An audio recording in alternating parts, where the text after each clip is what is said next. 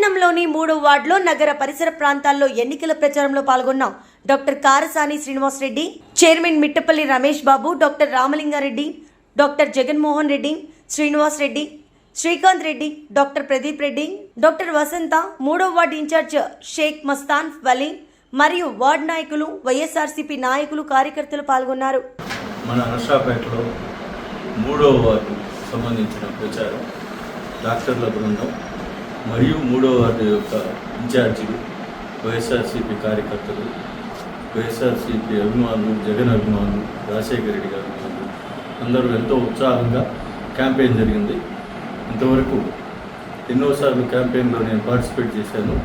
ఇంత రెస్పాన్స్, ఇంత ఉత్సాహం నేను ఎప్పుడు నర్సాపేటలో ఏ వార్డులో కూడా చూడలేదు.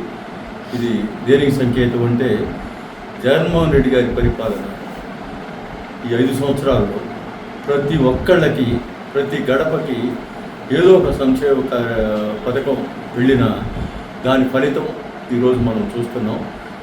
అందరూ కూడా మనం రోడ్ల మీద వెళ్తుంటే ప్రతి ఇంటి వాళ్ళు బయటకు వచ్చి మాకు ఏదో పథకం వచ్చింది, మాకు మళ్ళీ ఈ గవర్నమెంటే రావాలా, జగన్మోహన్ రెడ్డి గారికి మేము పూర్తి మద్దతు ఇస్తున్నాం, జగన్మోహన్ రెడ్డి గారి పరిపాలన మాకు నచ్చిందని ప్రతి ఒక్కళ్ళు, ముఖ్యంగా మహిళలు, మైనారిటీలు, జగన్మోహన్ రెడ్డి గారు చెప్పినట్టు నా ఎస్సీ, నా బీసీ, నా ఎస్టీ, నా మైనారిటీ అది బాగా వర్కౌట్ అవుతుంది.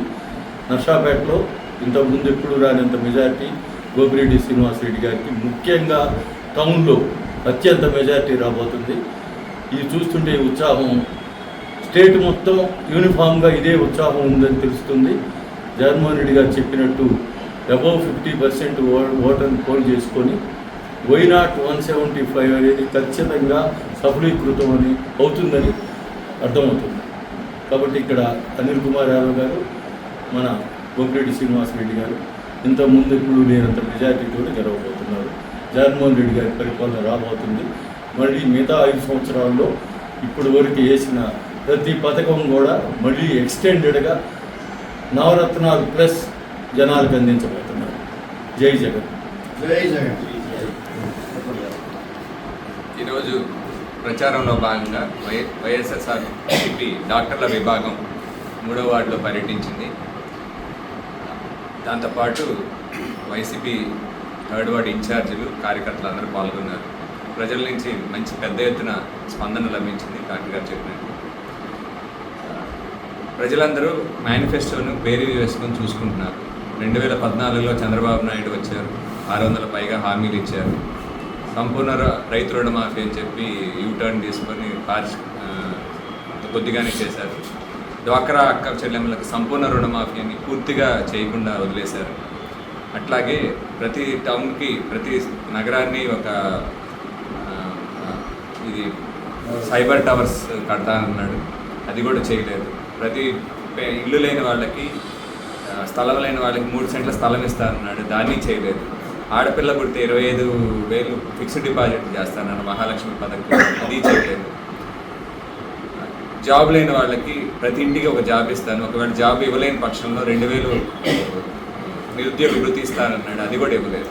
ఇట్లా ప్రతి హామీని కూడా తొంగలో తొక్కి యూటర్న్ తీసుకొని చెప్పిన మాటను చేయకుండా ఉన్న చంద్రబాబు నాయుడు కావాలా, జగన్మోహన్ రెడ్డి కావాలా? జగన్మోహన్ రెడ్డి ఇచ్చిన మేనిఫెస్టోలో 99% హామీలు అమలు చేసి ఆ మేనిఫెస్టోని భగవద్గీత కానీ, ఖురాన్ కానీ, బైబిల్ కానీ భావించి ప్రతి ఇంటికి తీసుకెళ్ళి మేము ఈ పథకాలు చేసాం, మీకు ఈ పథకం వచ్చిందని చెప్పి ధైర్యంగా, నేను మీ ఇంటికి మంచి చేశాను, మంచి జరిగిందంటేనే నాకు ఓటేయండి అని చెప్పి ధైర్యంగా చెప్పిన ఏకైక దమ్మున్న ముఖ్యమంత్రి జగన్మోహన్ రెడ్డి గారు.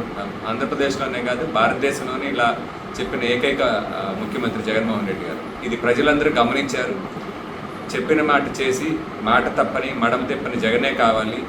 మన నవరత్న పథకాలు మన జీవితాలను బాగు చేస్తున్నాయి. అట్లానే స్కూళ్ళని, రైతు భరోసా కేంద్రాలు పెట్టి రైతుల జీవితాలని, హాస్పిటల్స్ని ఆరోగ్యశ్రీ ద్వారా ప్రజల జీవితాల్లో, ఆరోగ్యంలో కూడా మార్పులు తీసుకొస్తున్నాడు. 17 మెడికల్ కాలేజీ కడుతున్నాడు. ఫిషింగ్ హార్బర్లు, పోర్ట్లు, రోడ్లు వాటిని కనిపిస్తారు, ఎయిర్పోర్ట్స్ని ఆధునీకరణిస్తున్నారు. ఇవన్నీ కూడా ఉద్యోగాల విప్లవం రాబోతుంది. అవి వచ్చే 2-3 సంవత్సరాలు ఇవి పూర్తిగా అయిపోతున్నాయి. ఇవన్నీ అయిపోతే మనకు ఆంధ్రప్రదేశ్లో ఉద్యోగాల విప్లవం రాబోతుంది, పెట్టుబడుల విప్లవం రాబోతుంది. ఇదంతా యువత, మధ్యతరగతి వాళ్ళందరూ కూడా గమనిస్తున్నారు. జగన్మోహన్ రెడ్డి గారు ఇచ్చిన హామీలతోనే 70,000 కోట్లు సంవత్సరానికి అవుతుంటేనే మనకి ఇంత కష్టంగా ఉంది. చంద్రబాబు నాయుడు ఇచ్చిన హామీలతో 1,50,000 కోట్లు సంవత్సరానికి ఖర్చు పెట్టాలంటే అసలు అభివృద్ధి కార్యక్రమాలు ఎక్కడ జరుగుతాయి, అసలు దివాళా తీసిపోద్ది రాష్ట్రం అని ఉద్యోగస్తులు కానీ మధ్యతరగతి కానీ ఆలోచనలో పడ్డారు. ఇతను జగన్మోహన్ రెడ్డి గారు చేయగలిగినవి చెప్తున్నారు, సిన్సియర్గా ఉన్నారు, మా పట్ల అబద్ధాలు చెప్పట్లేదు, మోసం చేయాలని చూడట్లేదని ప్రజలందరూ గమనించి పెద్ద ఎత్తున మద్దతు ఇవ్వడానికి ప్రజలందరూ రెడీ అయ్యారు. నాకు తెలిసి ప్రజల ఉత్సాహం చూస్తుంటే వైఎస్ఆర్సీపీ పార్టీకి 60% ఓటింగ్ జరిగినా కూడా ఆశ్చర్యపోనక్కర్లేదు, 175కి వచ్చినా ఆశ్చర్యపోనక్కర్లేదు, 25 ఎంపీ సీట్లు వచ్చినా ఆశ్చర్యపోనక్కర్లేదు అనిపిస్తుంది.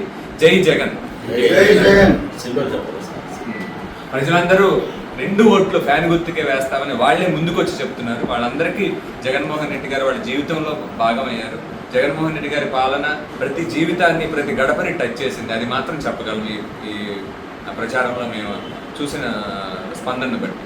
Thank you.